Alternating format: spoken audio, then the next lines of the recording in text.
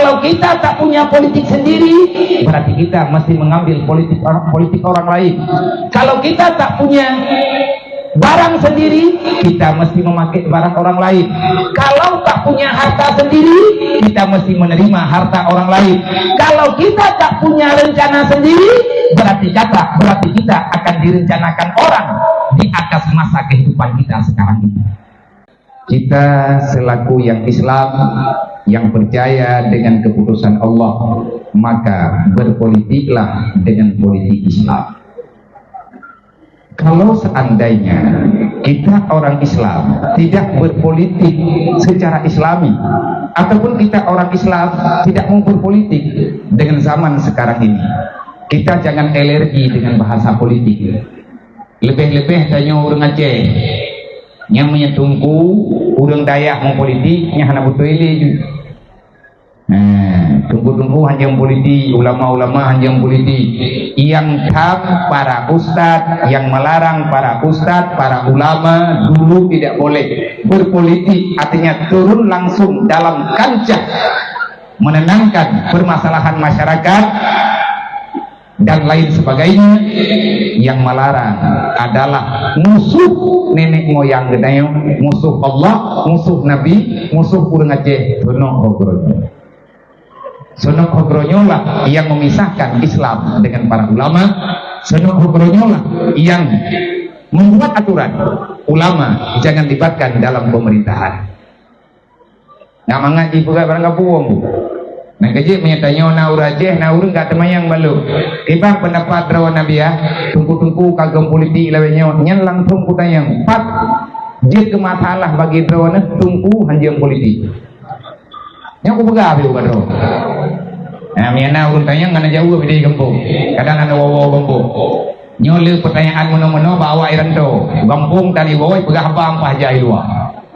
Nah, itu aku karena meninggal itu waktu timang katanya. Nah, itu tak perlu pilih. Hah? Buah ini nanti bayang itu. Ulama tunggu hanjing politik. Nyakan kakoi alah mulut berarti kan kada walok anak pangan apa malam nyawa biak kagiak jauh panggung biak pegah politik. Hai bangan nyot mulut si tugas Nabi Muhammad bukan mengajak kita saja untuk salat. Urusan Nabi Muhammad yang Rasulullah ajari bukan sekedar masalah hablum minallah wa hablum minannas, tetapi kehadiran Nabi Muhammad untuk mendekati pola pikir yang benar untuk keselamatan dunia dan akhirat.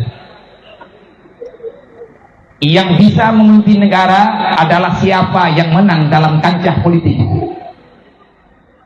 Siapa pimpinan negara? Yang bisa memimpin negara siapa? Siapa yang menang dalam pilkada, dialah jadi pemimpinnya.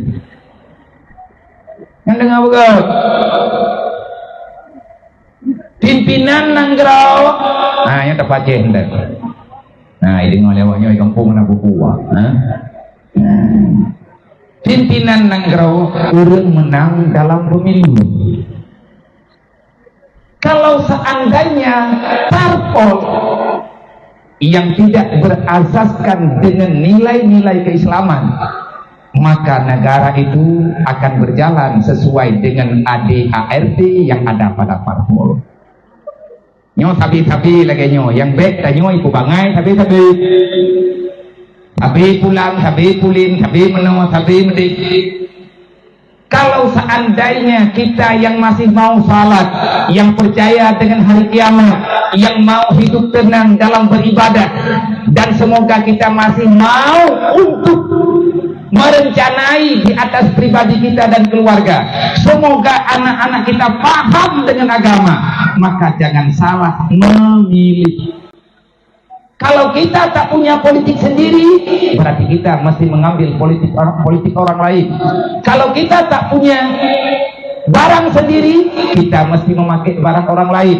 Kalau tak punya harta sendiri, kita mesti menerima harta orang lain. Kalau kita tak punya rencana sendiri, berarti kita akan direncanakan orang di atas masa kehidupan kita sekarang ini. Lung pribadi kuduku hangkutin udip lung ya rencana itu. Kita punya kehidupan, kita punya pemikiran. Yang jelas kita demokrasi. Kenapa salah di saat kita memberi saran dan pendapat? Kalau ulama agama tidak hadir memperbaiki politik sekarang, maka ingat, nanti pada suatu ketika politik itu akan menyerang agama sebagaimana yang kita rasakan sekarang. Ya kan? Ad-dinu asasun, kata Sayyidina Ali, kata Imam Al-Ghazali, ad-dinu asasun, fondasi kehidupan adalah agama. Agama sumber keselamatan. Negara yang tidak mau mempedulikan agama, negara itu akan tumbang. Artinya selalu dalam keadaan tidak tenang. Ad-dinu asasun, fondasi kehidupan agama, fondasi negara agama. Kalau agama tidak bisa kita jadikan sebagai fondasi, lebih-lebih kita orang Islam yang alergi dengan aturan yang ada dalam Islam. Terus kita ini milik siapa? Rame urang katanya mau tunggu anak muda katanya generasi Islam uronyo, mereka alergi dengan Islam. Ada apa dengan mereka? Sudah cukup banyak generasi sekarang yang memprotes terhadap kebijakan agama. Kalau agama sudah diprotes, masih benarkah keislamannya seseorang? Padahal yang memprotes Islam bukan orang Islam yang sebenarnya. Yang mendiskriminasi Islam adalah orang di luar Islam. Tetapi hari ini Islam tidak bisa bangkit. Kenapa? Karena banyak pengkhianat di dalamnya. Allah telah menjelaskan, ara'aita alladzi yukadzibu biddin. Wahai Muhammad, jangan pernah berharap kalau para pengkhianat masih berada mengkhianati Islam. Islam ini tidak akan pernah bangkit. Islam akan tenggelam pada masanya. Terus tunggu lagi anda pegah oleh Allah dan nya hana patah-bantah wahyu. Nabi ini pegah. Al-Islamu gharibun wa sayaudu ghariban fatubal ghuraba. Dulu di saat aku memperkenalkan Islam pada umat manusia, banyak yang tak menerima.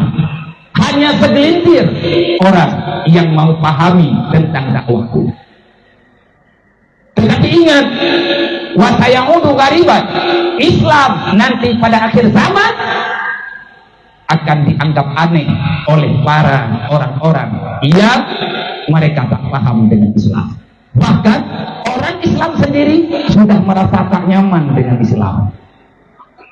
Putraka gedanya menunggu. Putraka gedanya menunggu. Sawileka gedanya yang betul.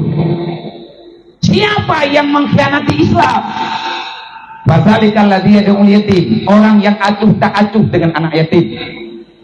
Anak yatim ini aset negara. Fakir miskin aset negara. Buktinya di undang-undang 45 tertulis, yatim fakir miskin ditanggung, dibela, tanggung jawab penuh oleh negara.